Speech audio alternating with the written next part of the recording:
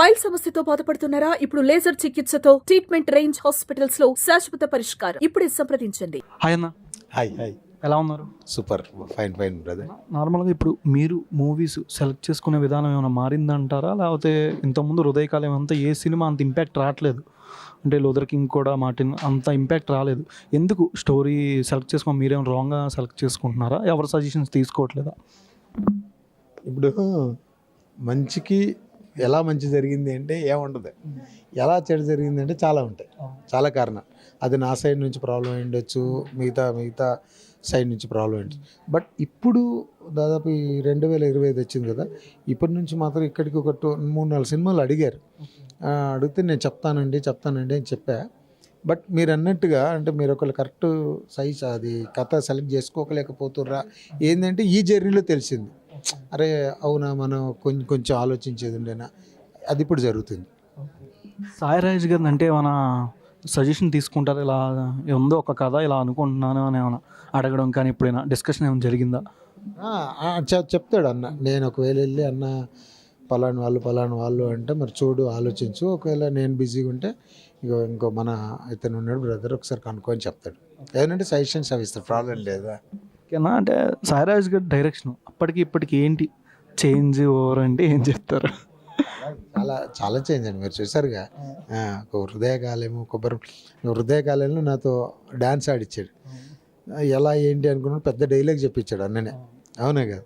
తర్వాత colour photo, తర్వాత ఇంకా బేబీ ఇంకా మనం చెప్పనక్కర్లా, ఒక రేంజ్లోకి వెళ్ళేది.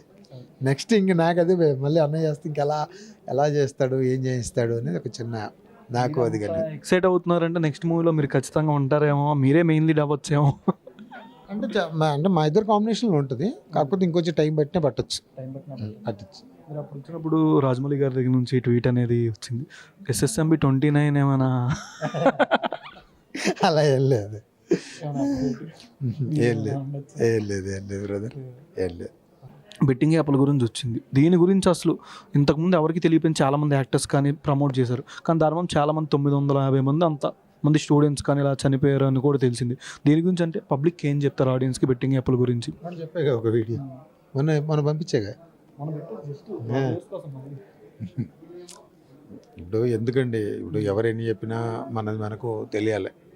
ఇప్పుడు ఎంతో కష్టపడింది మాత్రం మన పూర్వీకులు, మన తాతలు, మన ఫాదరు, వాళ్ళందరూ కష్టపడి సంపాదించిన వాళ్ళు. ఇలా ఏదో వేసే ఇవన్నీ మాత్రం ఎవరు సంపాదించాలి. అంటే నేను నమ్మేది ఒకటే, కష్టపడింది ఏది రాదు, ఊరికి వచ్చింది ఏది నిలబడదు.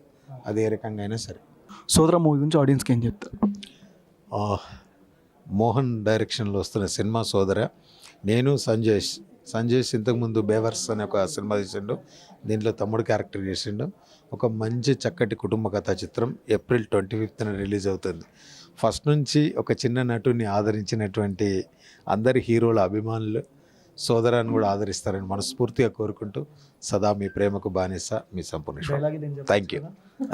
అలా పెద్ద డైలాగ్ లేదు, చిన్న పోతే అక్కడ చూస్తేనే లైవ్లో ఎంజాయ్ చేస్తారు. Thank you so much.